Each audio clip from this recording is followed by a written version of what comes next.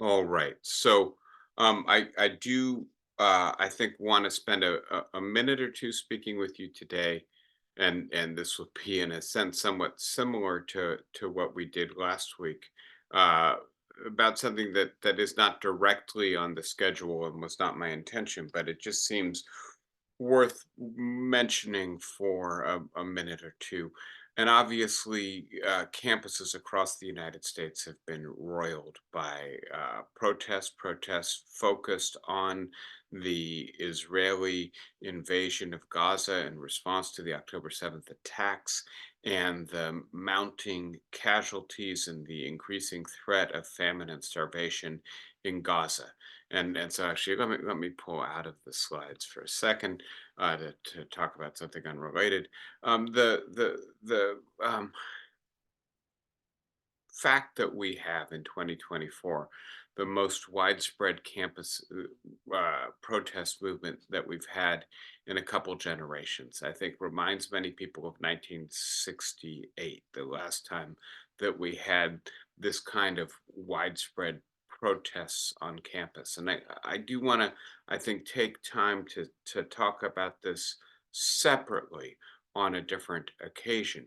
But having said that, I've suggested to you, as part of the current talks that we're in the middle of, that there may be five main issues that are jockeying for prominence in the current election cycle, or that the parties and candidates are trying to make most salient in the way that issues are framed by voters. And those are Biden's age and whether he lacks the energy and capacity to be an effective second term president, Trump's indictments and alleged criminality, and whether or not that renders him a risk to the country should he regain the power invested in the office of the President of the United States. Would he abuse that power given the allegations that he has done so already? The economy, and not just issues to do with job creation and inflation and wage growth, but also, I think more generally, this is kind of a Rorschach's test for how we feel about post COVID America. Sorry to bring that up today, but the question of whether or not we have begun to resume something like the life we left behind 4 years ago, or if not, what kind of policy and what kind of administration would be necessary to return us to the kind of life that was characteristic of the United States prior to the outbreak of a global pandemic. And then two more specific issues. One of them is abortion. And I've suggested that not only is this topmost of many Democrats' minds, because they feel that if there were another 4 years of Donald Trump, there's a good likelihood that there would be another appointment or two to the Supreme Court. And so you could have a 7-2 hyper conservative majority on the Supreme Court, and no chance of standing up for these kinds of rights. And as opposed to that, a movement backwards on a number of other related legal issues in ways that we've talked about. And I've tried to connect that issue to the broader issue of the erosion of moral and religious tradition in the United States, focused on gender relations and gender roles, women's equality, and whether or not that's a threat to some Americans. The final issue, the one I'm going to begin speaking with you about today, is immigration. And I do think that these issues are in many ways connected to each other. The sense that the rate of immigration is a threat to the traditional demographics and the traditional culture of the United States, a threat to law and order if we don't enforce our immigration law and maintain the sanctity of our border. Then we are not going to be able to maintain law and order more generally, right? And so with those five issues, I then want to raise the question, is it possibly the case that the protests on the campuses of the United States, on really playing out in the news this week, right? As more and more university presidents and administrations decide to call in the police, external security, to remove the protesters, as we see, especially at UCLA, but campuses across the country, increasing physical confrontation between protesters and counter protesters, with, at least in the case of UCLA, the counter protesters really taking the step of escalating the level of aggression and violence in these demonstrations. If we think back to 1968, to the protests at the Democratic Convention, to the sense that the youth of the country were moving in a direction that the majority of the country uh, had to protect itself from, are we facing a similar set of issues today? And I want to start uh, by noting that I think there's a problem with the parallel with 1968, and it, in a sense, indicates the potential uh, gravity and explosiveness of the protests on the campuses today. In 1968, we were at the beginning of a set of developments: the civil rights movement, the anti-war movement, the women's movement, the immigrant rights movement, the LGBTQ, etc. movement, and that those movements have now had 50, 60 years of staying power. In many ways, they've remade the academy of the universities and colleges. The people teaching are the products of that generation. The disciplines that they teach have been transformed by those movements. And in many ways, I think many of the disciplines in the humanities and the social sciences, at least, have been some of the places where some of the most fertile thinking, and in many ways, some of the most sympathetic thinking about the issues raised by the protest politics, the social movements of the 1960s, have played out. And so the sense that the academy, it, especially at the most selective colleges and universities in the United States, is liberal, is progressive, is sympathetic on this range of issues, is an accurate perception, and that we, I'll speak as a member of the academy, right, teach in ways that reflect our sympathy and do history and analysis in ways that try to produce a sustained examination of the history that gives rise to the grievances that those social movements expressed. So we're on the far end of those developments. They're no longer just taking hold. They have matured and in many ways reshaped the campuses of the United States. And then I will also add, the other thing that has happened is that 50, 60 years on, we are much more polarized as a country. And so the idea that there are protests and counter protests, that colleagues and students are not speaking to each other, is, I think, a product of the media environment we operate in which these issues have become markers of identity. You know who you are based on your stance on Israel and Gaza and protest and Hamas. And so we're not able to have a mutually respectful, civil conversation about these issues, is another important part of the context. The final thing I'll say about this briefly here, and so what I'm really trying to suggest to you, and I hope to speak with you at length about this issue on another occasion. I'm really not prepared to do that today.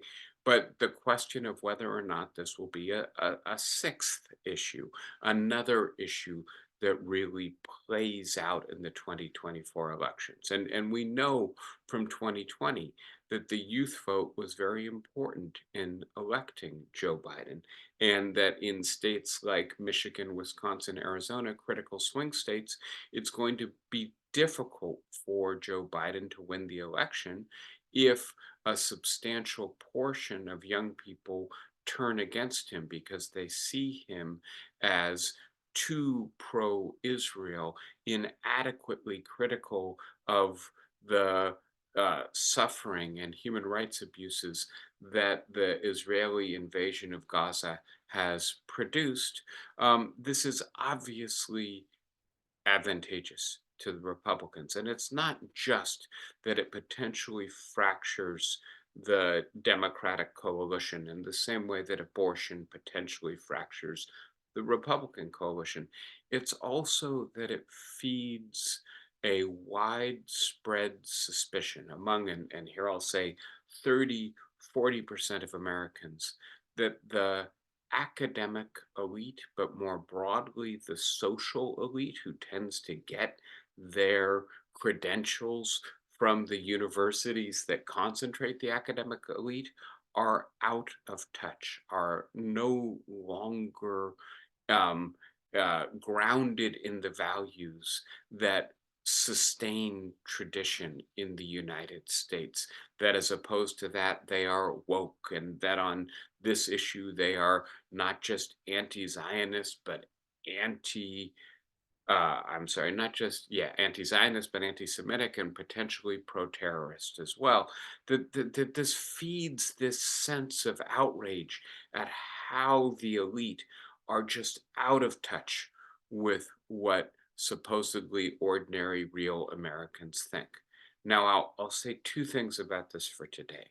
The first is I think that that narrative, that framing, is highly slanted, and that the fact of the matter is that while 30–40% of Americans may think that the elite have become woke, progressive, post-traditional people who are opposed to the values that make America great, the majority of Americans are much more complicated and much more open to the idea that many of those traditional values at least need to be reworked in order to make them have salience, credibility in the 21st century. The other thing I'm going to say, and this is, I think, a little bit more, pragmatic. In a few weeks, most of these students are going home for the summer. And I don't think we should forget that what's driving the students into these encampments and protest movements, and I'll just be direct here. I'm sympathetic with the idea that when thousands of innocent people are dying, when weapons that your government supplies are responsible for those deaths. When the endowment of the university you attend is worth billions of dollars and may be invested in companies that do business with the military or the government inflicting the harm, I understand why the students are protesting. And please note that famine is beginning to take hold in Gaza, so things potentially could get much worse. Having said that, I will just also note that there does seem to be some progress in Egypt right now around negotiations for a ceasefire. And my sincere hope for this is that by the time September rolls around, when the students start coming back to campus, there won't just be a ceasefire, the war will be over. And at that point, I can only assume that the protests will have to take a different form, and that some of the intensity behind them today will transition into a different kind of movement. I don't want to say it'll go away.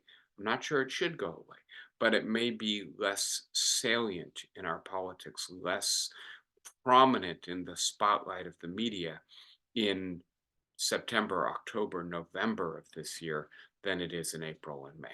I'll stop there. I just wanted to comment on that because I imagine it's on many people's minds. Is there anybody who has a question or a comment about these issues before we move into the new topic, into immigration in the 2024 elections? Not hearing anybody, not seeing any hands. I'm going to go ahead and move into the main topic for today. Um, and as you're aware, right, immigration is, and I'll get right into the polling data for you. I'll just point out very briefly. I have a variety of images on the board. I start with the idea that we are, of course, an immigration nation. That we have been right populated by wave after wave after wave of population. That the indigenous Americans, such as they are now a very small fraction of the population of our country, that most people listening, talking today about these issues are, in fact, themselves descendants of immigrants, that there are examples of people who are undocumented in this country committing heinous crimes. And I don't think we should turn a blind eye to that. But having said that, we'll get into the data. I certainly don't think it's typical. I will point out, of course, that Donald Trump's chief rival for the Republican National Party's nomination for the presidency was herself the daughter of recent immigrants. That the vice president of the United States is also the daughter of a man who had immigrated to the United States, eventually left, right? And by the way, that we have an increasingly militarized southern border, that we have flirted repeatedly over the last 5 years with the treatment of migrants in ways that I think none of us are happy with or proud about. The images of pens and kennels being erected, the history of children being separated forcibly from their parents and then being rendered permanent orphans because we don't do our paperwork well. The danger of crossing the Rio Grande with the razor wire erected. I just would point out that among other things that these images reveal is that our current policy is not working and not probably even coherent. So with that background, let me just point out, and these are recent Gallup polls, and so uh, one of the things to notice about the poll, this is a series of questions that Gallup has been asking for over 20 years. They're questions about what the most important policy problems are facing the country, and we don't have abortion on the list because they don't consider abortion to be a policy problem, especially based on the fact that these questions were devised in the Roe v. Wade world. So this is not a way of measuring abortion versus immigration. But when you look at what are considered traditional public policy problems, immigration is ranking highest among voters in the United States in the first few months of 2024, and it is increasing in salience. Now, having said that, that by itself doesn't get at the intensity with which people treat the issue. We seem to be seeing with abortion that more people are saying not a, not only is this the most important issue, but it is the issue that they will base their vote on. And so one way of measuring that is to ask, do you think that illegal immigration is a critical threat to the United States? And what we see is a rapid increase in the people who answer that question affirmatively, from around 40% up to about 55%. Please note that the big spike in the numbers seems to coincide with the Trump presidency, and the fact that Trump campaigned on this issue as one of his primary issues. Having said that, there is a clear partisan divide on this issue, and opinions are highly polarized. So Republicans mentioning immigration as a key issue from 2014 to 2024, and again, right, you can see the Trump effect in terms of its increased salience throughout the Trump presidency. um, it's very high today. But when you look, and I know it's a little hard to see, independents, roughly half the number consider it to be important. So it's 50% of Republicans, it's only 25% of independents, and it's only 8% of Democrats, right? And so you see this borne out in the other data as well. This then is not like abortion in the sense that abortion threatens to fracture the Republican coalition. Roughly 40% of Republicans are pro choice. Their party is strongly identified as pro life. In the Roe v. Wade world, that was a square you could circle because you could vote for a pro-life candidate without thinking that the likely outcome would be pro-life policies because the Constitution and the Supreme Court protected you from that eventuality. Today, that is less possible to reconcile.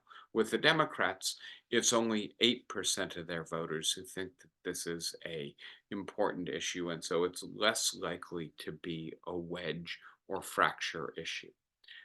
Let's and I want to start doing what I try to do with these issues, which is to not merely talk about their electoral implications. That's important, of course, as we build up to a national election, but to also discuss their background factual scenario and context to try to provide us with enough information so that we can have an intelligent, nuanced conversation about immigration. And I will suggest to you that there's a reason that we are talking about immigration.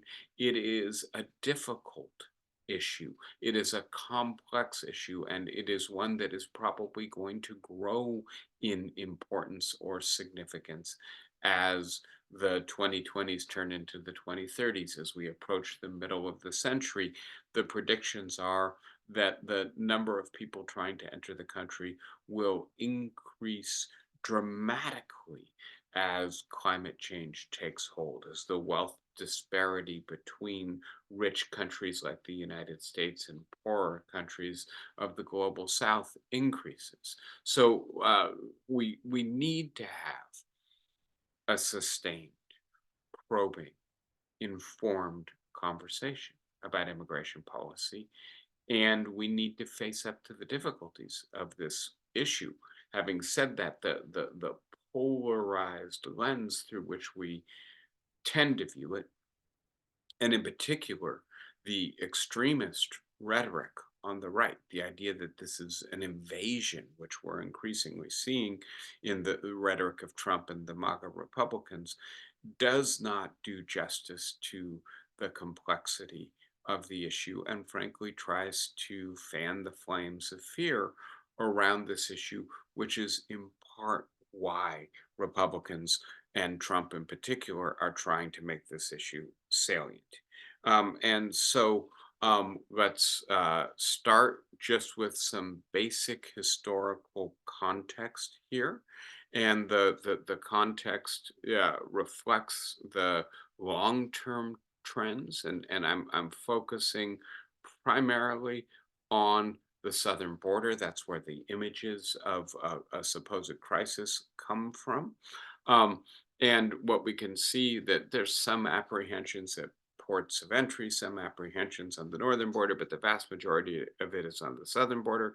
That the trend, right, beginning in the middle 1960s when there was immigration reform, I'm bracketing the post-war years, was for more and more people to come or attempt to come over the border without the appropriate documentation, the visa, the residency permit, the green card, to get into the country illegally. And that often what this means is crossing not at a port of entry, but in the wilderness to do so undetected. And that as that trend grew, so too did the apprehensions. And please note, right, that although in 2022, 2023, we're seeing very high numbers, they're actually not as high as they were in the 1990s or 1980s, at least not yet. If we look specifically at the southern border and at recent years, what we see is a downturn in efforts to cross the border beginning in 2007, 2008, and that for most of the previous decade, those numbers were relatively low. And the reason I think has a lot to do with the economic crisis, the Great Recession of 2008, and the simultaneous relative economic health of many Latin American countries, such that the push, the factor that might lead people to leave their countries, and the pull, the factor that might lead them to want to come to the United States, were diminished. And what begins to happen uh, towards the end of the last decade is an increase in the desirability again of getting back to the United States. And then in 2020, COVID knocks this all back down. But beginning in 2021, 2022, 2023, we see an average of nearly 2 million people a year trying to cross. So roughly 4 times the number from the previous decade. The implication of this, and I'll start with the obvious, is that the infrastructure of many places is being strained. Those are places on the border, right, where the border patrol is overwhelmed, where the towns and cities literally don't have the facilities to accommodate the newly arriving people. And then, of course, we have a movement on the part of Florida and Texas in particular to ship via bus, via plane, via train, the newly arrived people to Denver, Chicago, New York, and the cities that they arrive in also being overwhelmed, their municipal budgets being overwhelmed, their um, schools, their social services not being ready to deal with the influx of hundreds of thousands of people who need housing, who need feeding, who often need clothes because the clothes they come with are inappropriate to the climate of the cities they're arriving in, whose children obviously need to be integrated into school systems. And that many of the cities that they're being bused to are cities that have relatively liberal laws that require that they be housed and that their children be educated. This has generated a crisis of sorts, right? It's a crisis in municipal budgets and the capacity of local governments to accommodate these people. Is that a national crisis? And if so, what kind? I think that that is where we need to get a little bit more detailed. And I want to start by providing some more information about this. And I do intend to speak with you perhaps for a couple weeks about these issues. So this seems to me to be the beginning of providing the background. And so what we can see here is that in 2023, at the southern border, roughly 3 million people arrived, right? And of those 3 million, about 600,000, about 20% entered undetected. And to be as clear as possible, what that means is that 80% were apprehended or encountered by US Customs and Border Protection. By the way, for many of these people, their effort is merely to enter the country, sometimes via a legal port of entry, to just say, I would like to apply for asylum and refugee status, right? And so the effort is not always or exclusively to get into the country undetected. And please note that, of course, this is an estimate, 600,000, because they were undetected. We don't have an exact uh, accounting of how many people exactly got through. Of the roughly 2.5 million people who were encountered by US Customs and Border Protection, roughly 900,000 of them, almost a million, almost a third, were eventually deported. And some of them were deported immediately under Title 42. We don't need to go into the legal details. Some of them, once they got into the court system, voluntarily agreed to leave. Some of them were removed on an expedited basis because it was determined that they did not have any plausible claim to remain in the country, right? And so that then winnows the number down to 1.9, almost 2 million people who are entitled under both domestic and international law to uh, have an immigration hearing to determine whether or not they have a plausible claim to make for asylum and refugee status. And here is where things really bog down, right? If you look at the overall number, right, 1.9 million of them, roughly 400,000 either leave voluntarily or have expedited removal proceedings succeed against them. That leaves 1.5 million people, right? Of those 1.5, 2,700 are granted relief, right? And that leaves, of course, basically still 1.5 million people in ongoing proceedings, or another way to put this is in legal limbo. And please note, right, that some of them come back into the system in other ways.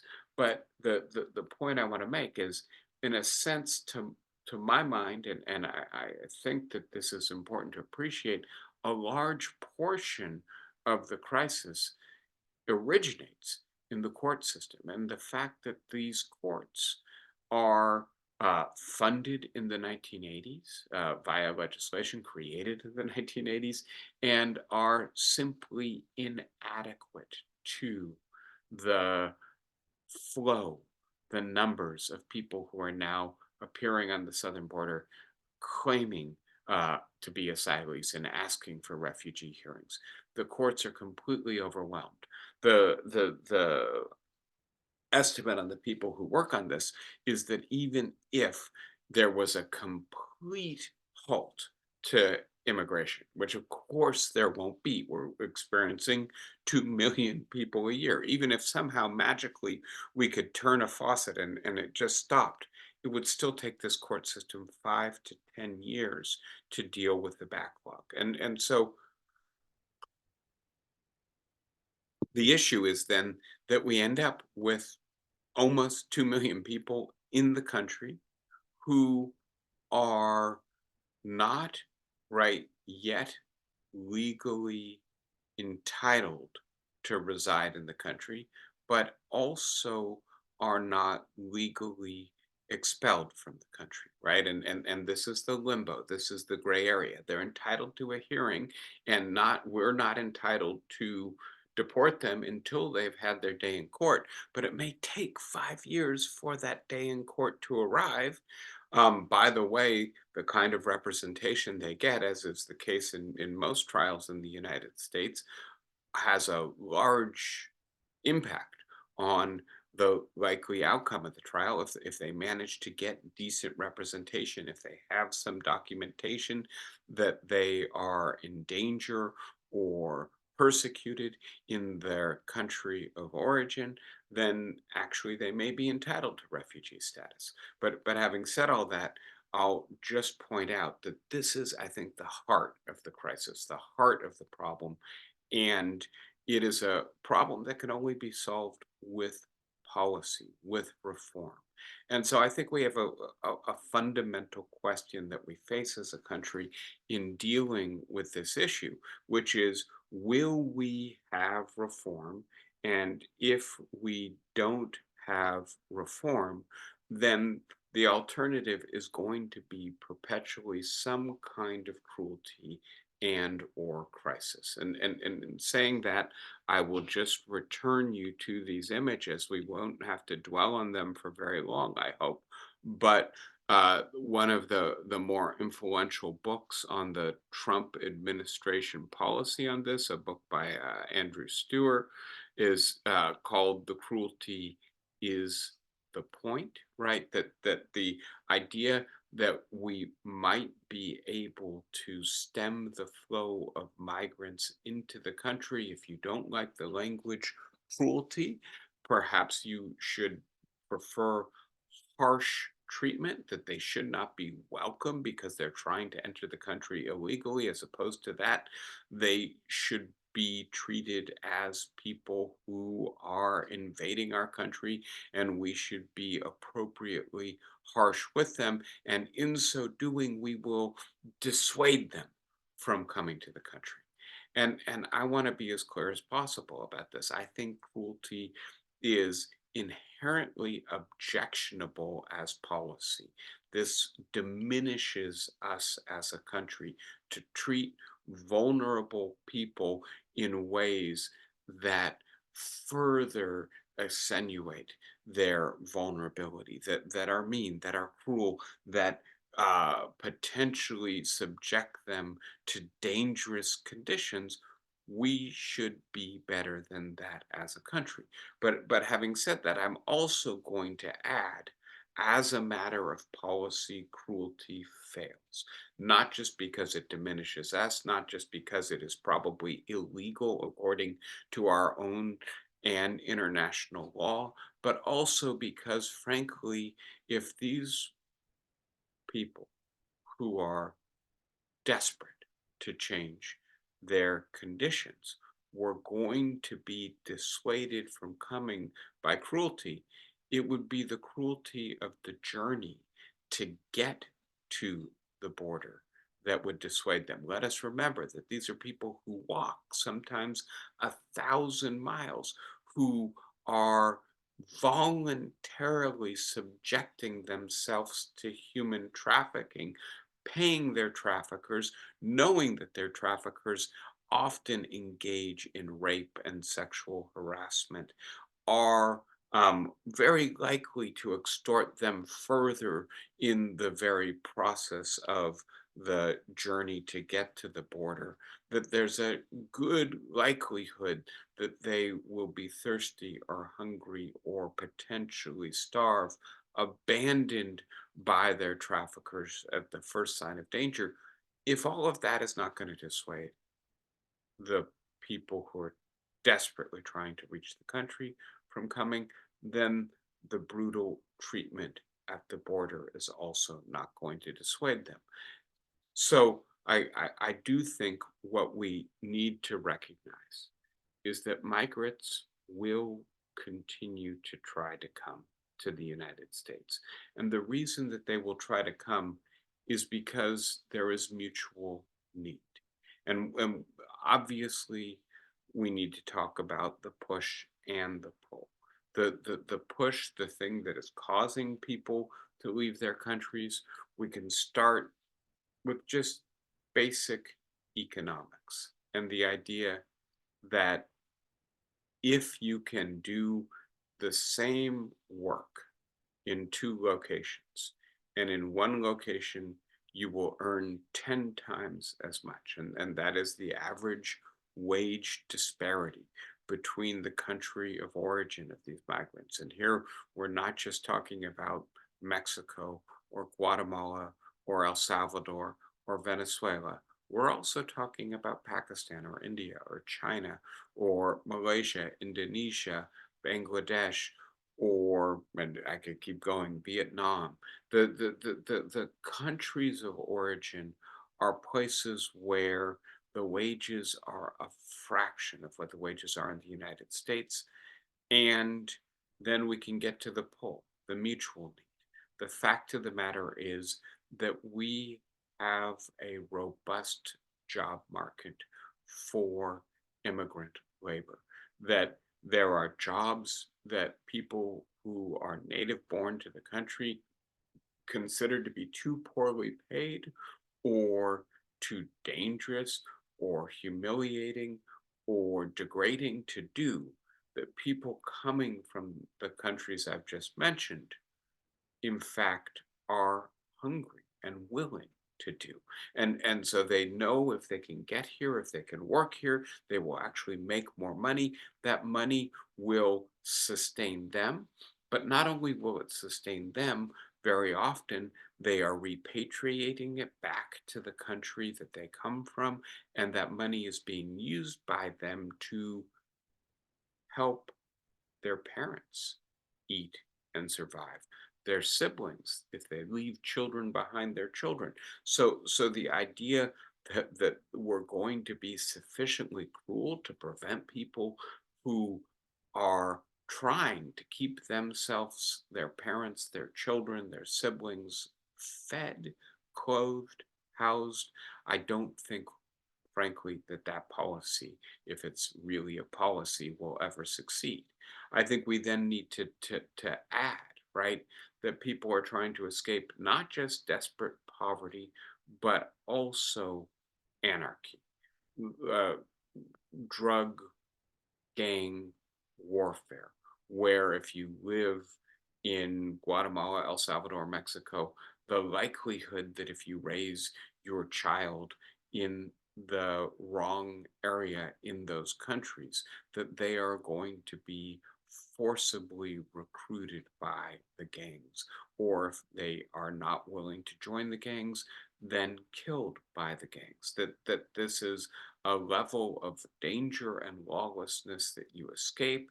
You get to the United States. Not only are you much safer, but you have better housing, you have better health infrastructure, your children get to go to better schools, maybe build a life in this country, and you add much greater income to that. You can, I think, begin to understand how difficult it is to manage this issue. The fact that, and I'll just say this briefly for now, economists estimate that the net benefit of recent immigration to the United States amounts to $2 trillion a year, right? That's after we take into account all of the expenditures from the court cases, from needing to house and feed and clothe and school newly arrived people. They're still contributing $2 trillion a year. That the recent wave of immigration has extended the life of Social Security and Medicare by decades because these are young people, and we need young people repopulating our labor force. That the reason that we have robust job growth, job creation year after year, month after month, to the point where we're approaching 20 million new jobs created in the last few years, and yet inflation is generally coming under control. How do you do that? Well, you need to expand your labor force. Can we expand our labor force purely through people already in the country? The answer, economists suggest, is absolutely not. So the fact that we have migration is actually incredibly beneficial to this country. And so when I say mutual need, two sides of the equation here, right? The people coming to this country are desperate to gain access to the job market and everything that comes with being a resident of the United States. But we as a country, to be as clear as possible, have large sectors of our economy, from agriculture through medicine to childcare and other forms of domestic labor, also including construction. And I could keep going, right? Where migrant labor is essential to those industries. And if those industries were deprived of that labor, the costs of the goods they produce and the services they supply would go up dramatically. Right. And so having said all of that, rational, sane immigration reform needs to take all of that into account. And so I'm going to start with a few kind of signposts, a few markers of the things that we should try to accomplish. I don't have detailed proposals that are different from the detailed proposals that, for instance, the Senate was considering or that various policy institutes have generated. My point is that we need reform, and we need reform that addresses the true nature of the problem, as opposed to using this as a way of simply demonizing our opponents and mobilizing people to vote. What should we accomplish through reform? The first is to redirect economically beneficial immigration into legal channels. To note that many of the millions of people who do come into the country are absorbed into the labor force and needed in the labor force, and therefore that there should be avenues for them to come here and work here legally, and that involves allowing them to pay taxes in ways that don't involve fraud, allowing them to come under wage regulations that frankly we owe to them, allowing them also to come under occupational health and safety regulations, which will make their working conditions much more safe and humane.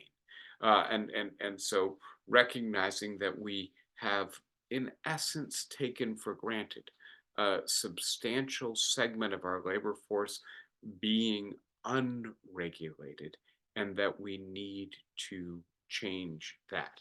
We also need to fund the court system in ways that allow us to expedite proceedings for those seeking refugee and asylum status. This includes giving them adequate legal representation so that we can, with confidence, determine whether or not we are making sound judgments in these cases.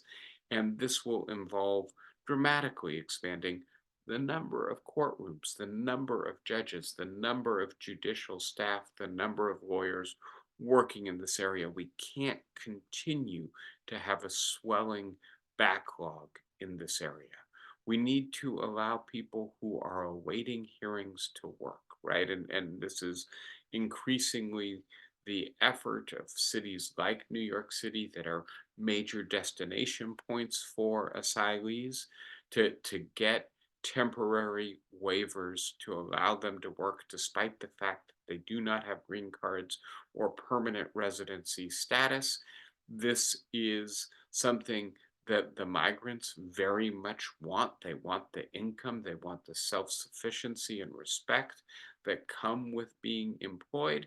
And frankly, it would immediately ease the economic burden on the destination cities and increase the tax basis for the municipalities that are bearing the cost of the services being provided to these migrants.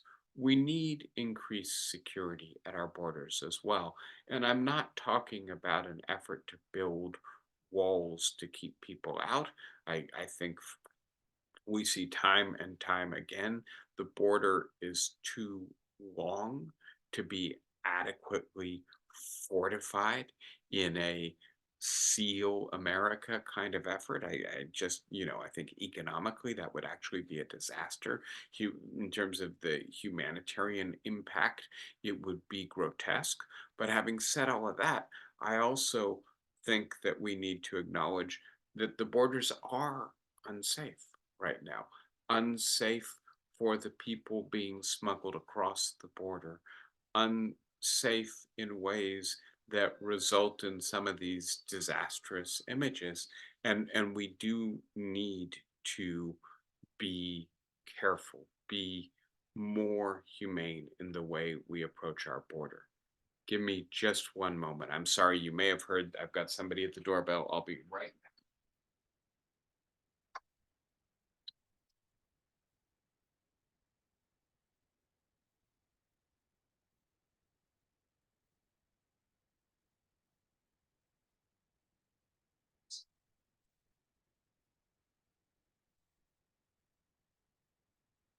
Sorry about that. Apologies.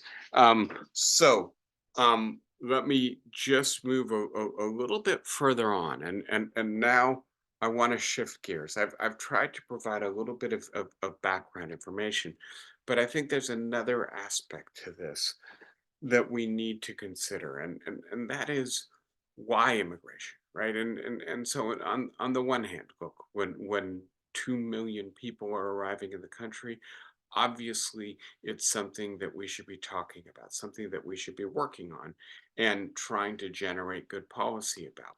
But why is immigration the number one issue in the country? How can climate change be so far down the list? How can inequality be so far down the list? How can abortion not even be on the list, right? And we could keep going. And here's my simple suggestion that it's underlying demographic trends that are creating the salience of the immigration issue. I'll just point out to you, right? I've talked about the southern border. Have you assumed, as I'm talking about the southern border, that I'm talking about Latin and South American immigrants? I would think that you probably do, despite the fact that I mentioned India, Pakistan, China, etc. And I just think it's worthwhile noting that when we look at the actual demographics for almost a decade now, Asians have surpassed Latin Americans as immigrants to the country, and that a fair number of the people crossing the southern border are now Asian from a continent other than the continent that they're arriving on, and that there are new uh, routes that have opened up that involve traveling across the southern border, but originating in Pakistan, India, China, etc. That we add to this then the rapidly changing demographics of the United States, right? The fact that we are well on our way to becoming a country with no racial majority, and that this trend has accelerated. That the result is that there are more non-white children born in the United States for almost a decade now than there are white children. The fact that the foreign born share of the population is as high as it's been uh, for the entirety of the 20th century, and it appears that it will keep getting higher over the course of the remainder of the 21st century. By the way, people who study immigration suggest that when climate change really begins to take hold in broad swaths of the regions that have billions of humans living in them right now become uninhabitable, we're going to see wave upon wave of migration that completely dwarf what we're seeing right now. And so I think we should anticipate that this will continue. By the way, just to be as accurate about this as possible, right? Hispanic population growth has slowed, and what is by far and away more prevalent in the period for which we have data, this may have changed in the last few years, is domestic births of Latinos and Hispanics as opposed to recent immigration. But all of this to say, our population is changing. Let me move here, right? The births minus deaths of the native born, right, means that the native born population is decreasing. The immigration is making up for that difference. The impact on the labor force is extremely important. I promise I will come back to this, but what I really want to emphasize, and let me look at this for just a moment, is that almost every place in the United States has become more diverse over the last decade. And what the social science and psychology literature suggest on this is that as you experience diversification, it initially can seem to be disconcerting or threatening. And that the fact that it's not just in the big West Coast or Northeast cities that we're seeing diversification, but it's really in the South. It's really in the Midwest. And I believe, let me show you a little bit of the information here, right? The South has seen the largest growth in the Latino population of any region in the United States. And in terms of a proportion of its population, the Midwest is tied with the Northeast as the second most immigrants arriving. It's not necessarily where you would think that immigration is arriving. And this is, in many ways, I think, threatening, in many ways disconcerting. I'll speak for just a moment about a study by Ryan Enos at Harvard that I like a lot, where he put a few Latino young men on trains in the suburbs of Boston in 2016, asked them to speak Spanish loudly, and did um, surveys of the people riding the trains to see if Trump support went up. And Trump support went up as soon as he put these kids on these trains. And then over the course of a month, it started to go back down again because he had the kids ride the trains every day. And slowly but surely, the people in these dominantly white suburbs said, well, maybe these people are not so bad. Maybe they're not such a threat. Maybe this is not so disruptive. This, in a sense, little experiment, I think, is a microcosm for what's going on in many places in the United States today. That is a sense that we are no longer going to be a majority white country, and some people find this to be disruptive and threatening. And that's part of what the immigration issue targets. I'll stop there for today. I've got a lot more information you began to see to share with you.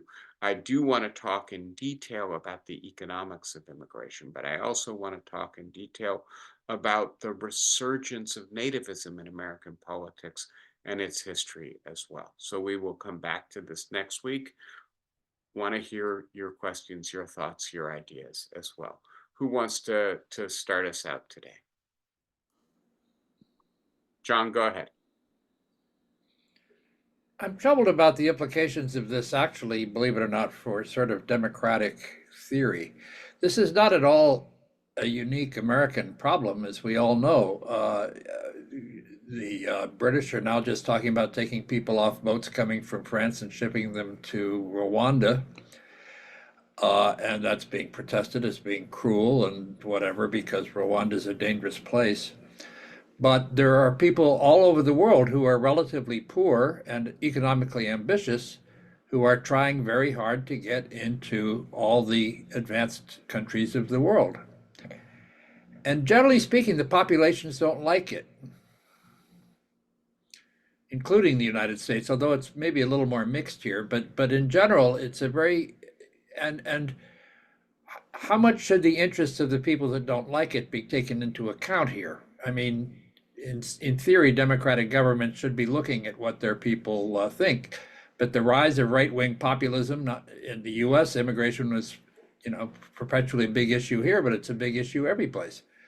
And it's a big thing behind the rise of right-wing governments around the world. And I just wonder what you think about that.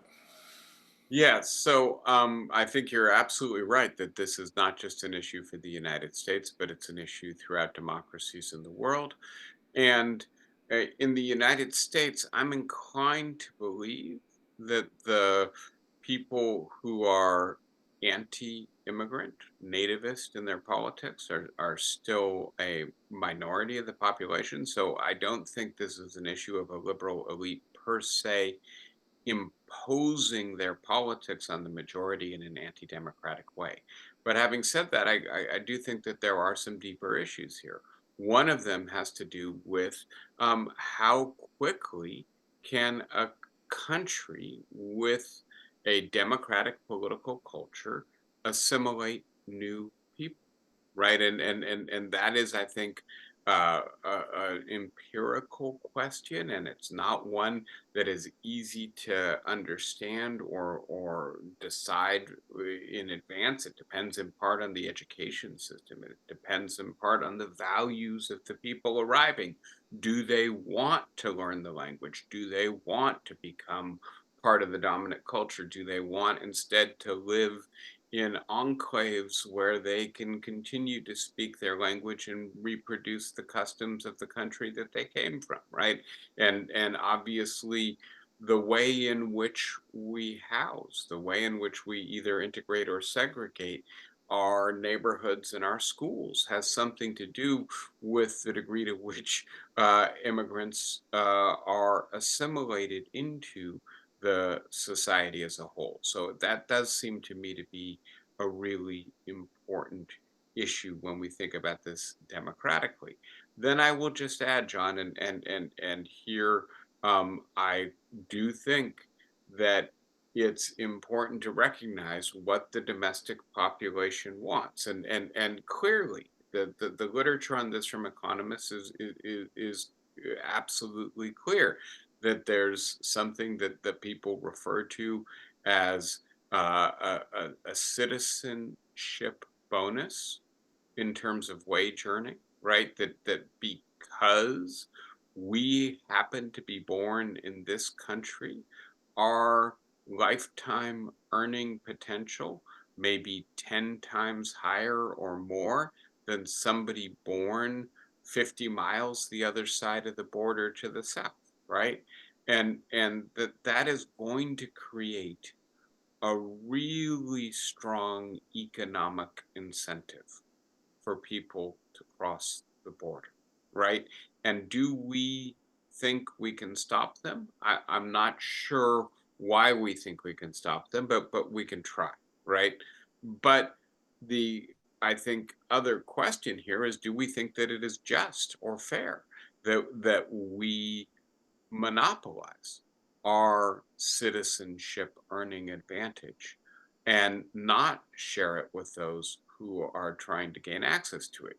You then add, right, that with climate change, with lawlessness, with drug trafficking, with the prevalence of gangs in a handful of Latin American countries, for instance, that people are trying to get into the orderly part of the world from the disorderly part of the world, right? And they're trying to get in because their lives, their children's lives are at stake. Their ability to keep their children safe are at stake. And you begin to recognize, yes, the native born may want to keep their higher wages, may want to preserve their culture, but how exactly can we do that if we can't literally wall in the country, and if the incentives are such that people are not going to stop trying to come, then we need a policy that reckons with the reality of the situation.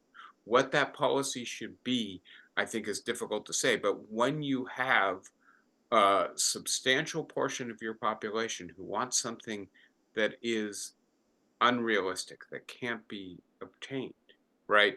That distorts your politics. And I think you're absolutely right to say that this is difficult politically, that this raises genuine issues about politicians' accountability to the people who elect them. And yet, that doesn't mean that we could, if we decided that we should be responsive to that group of the populace, right? actually do what they want done. Do you agree or disagree, John? Uh, Neither. But let me just add a note that the other day President Biden referred to Japan as xenophobic because he was trying to make an argument, as you do, that immigrants are good for the economy of the United States. And he says that the American economy does better implying the American economy does better than the Chinese or Japanese economy because they're xenophobic and don't admit immigrants. That's a fairly dumb statement, which is not so unusual for Biden, but diplomatically speaking, it's ridiculous. It's a totally gratuitous insult to people. Xenophobic is to say that they've sort of decided against having much immigration. Immigration there is up a good deal, but that they've decided against having immigration, and that's unfortunate, is one thing. But to call people xenophobic is, you know, stupid when it's our ally that we're trying to build, closer relationships with. So I would. Completely agree with you, John. And now I'm going to ask you, as someone who isn't the president of the United States or a politician, do you disagree on the substance with what Biden said? He shouldn't have said it, right? It's a gaffe. He's a How gaffe do, how do machine. you define, I guess it sort of depends on how you define xenophobic, but it does seem to me that I don't, the Japanese economy, of course, has been across a long period of time considerably better performing than the United States, and it's not that much worse right now. In fact, in some ways, it's better. But to a lot of people think there should be more immigration in Japan, but a lot of other people in Japan think that it's disruptive to their culture and their way of life, and they prefer to keep it. I would imagine that's a majority of the Japanese population, and in Japan, the government has chosen to listen to those people. Yeah, and I was genuinely curious to hear what you had to say about that.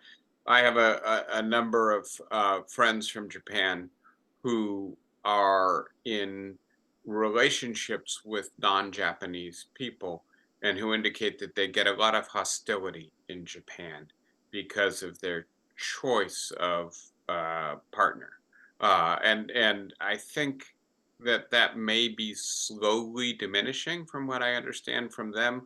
Not being an expert, I was just curious. But having said all that, I completely agree that It's what true, but Biden it certainly is diminishing. But it's true that Japan is a culture that widely known as having in groups and strong feeling about groups, and a strong feeling about the groups that you're in includes having some suspicions about the people from the groups that you're not in.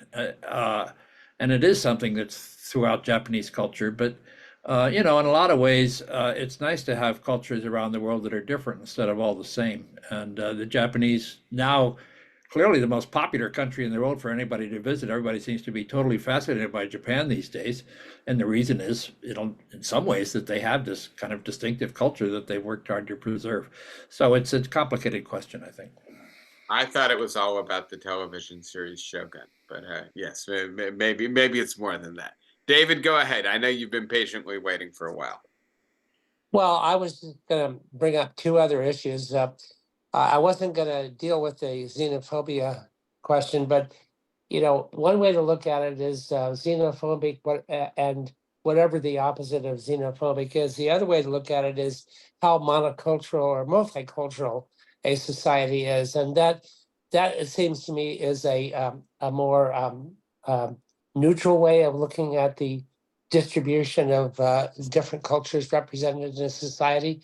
And if Biden had just said that we have in America a long history of multiculturalism, or based upon a variety of factors, that might have been perceived as not such an inherent slam. But the issue of in group and out group and belonging and othering is, I think, the central issue in societies around the world these days.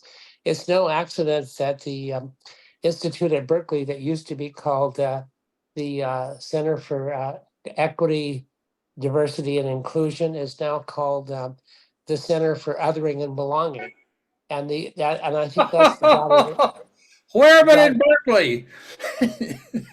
well, if you think about it, it's really it's a broader sweep on the issue of difference and how difference determines our affiliations. And I think that that's probably a useful way to look at it, because it operates not only at a national level but also even down to neighborhoods and things like that. But that's not the issue I was going to bring up. The issue I was going to bring up with is that maybe good old American economics and capitalism will come to the fore here, because it seems to me that the one common thread throughout our history is that we've always needed immigration as in order to keep our economy going. And at one time, slavery was the answer to it, and that ended, and we invented other ways of keeping the slaves, performing the same functions. Uh, but but it seems to me that immigration has always served the function of getting people to do work that, for whatever reasons, the folks who already live here, uh, who maybe came to do the same kinds of jobs 50 years ago, will no longer do. And so that may be what keeps immigration going more than anything else. And if so, it'll probably succeed, because things that are rooted in our economic well-being have a greater chance, I think, of succeeding than those that we try to implement because they're the right thing to do. Yeah, I hope you're right about that, David. I just worry that our politics has become so fractious, so heated, and so. I mean, I think we're right to point to the social psychology of in-group versus out-group, and that has a partisan dimension of it. I think it's part of the reason that we're having such a hard time talking across party lines, is these become totalizing oppositional identities as opposed to just policy differences, and then to compromise with the other side is to betray your group, right?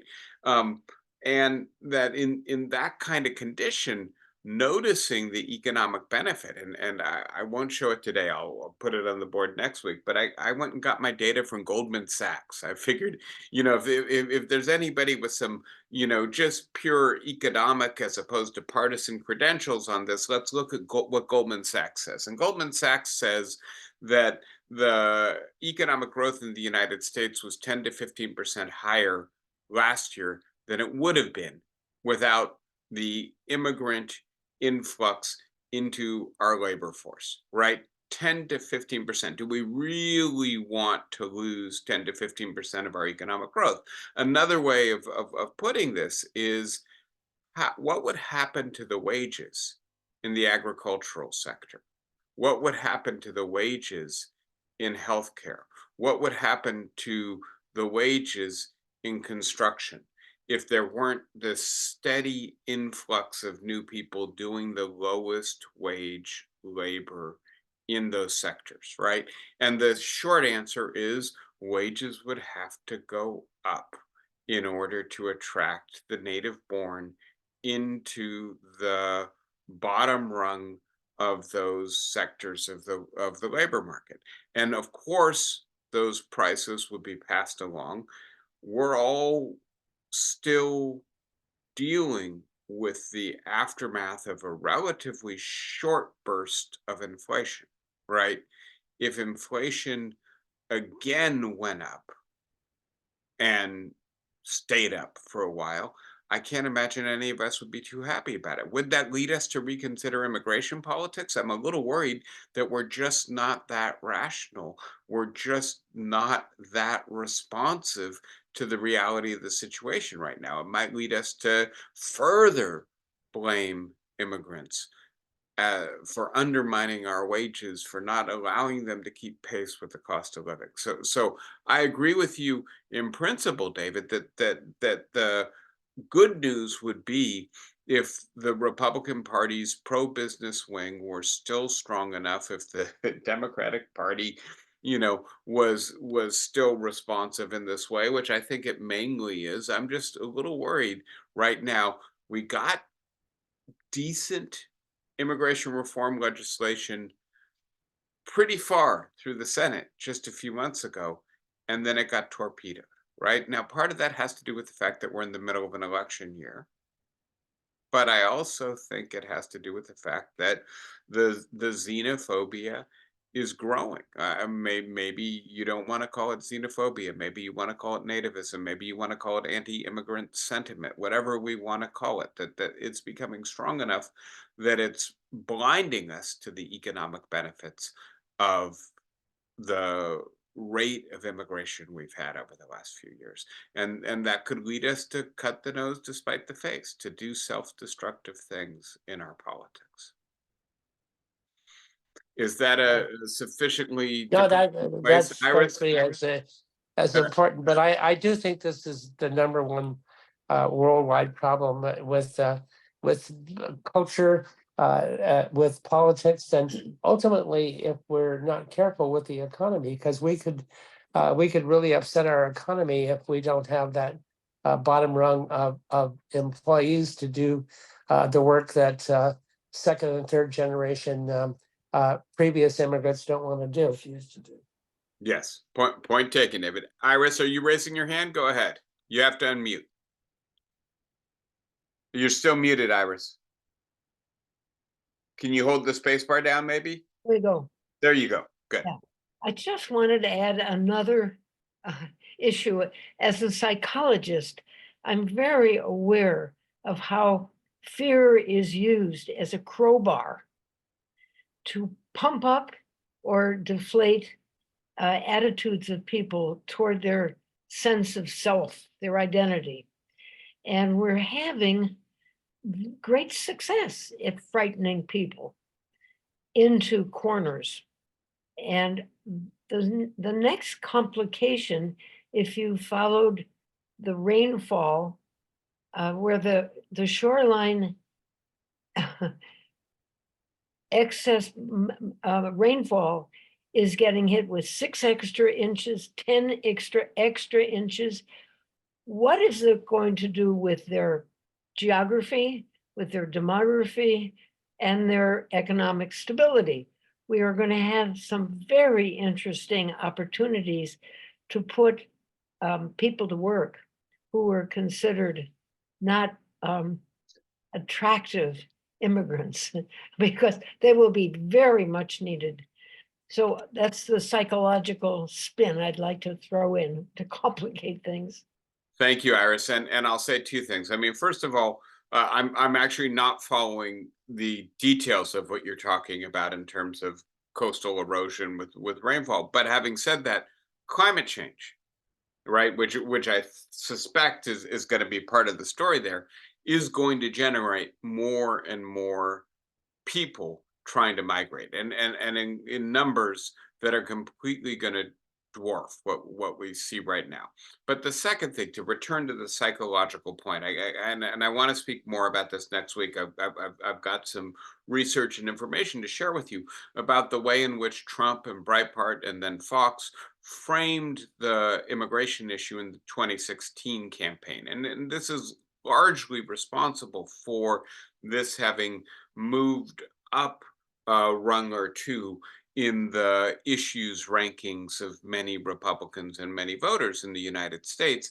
And they framed it about terrorism, about Muslims, about disease, about criminals, right? And this is the kind of standard way of indicating that there's a threat to an identity, to the purity, to the sanctity, to the morality, to the ethos of a group, right? And so again, I think it's a very potent kind of politics. It's why it's being used.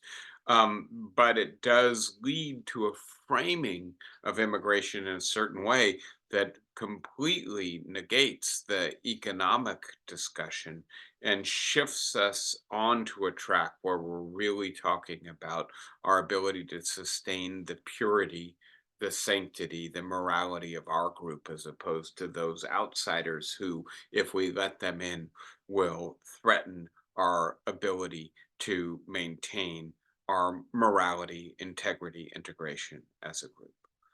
All right, everyone. Anybody else for today? I hope you guys are doing better. When I see you next week, I hope you'll take care and be safe. In the meantime, good as always being with you, and I look forward to seeing you next Saturday. Take care, everyone. Thank you. Thank you. Thank you.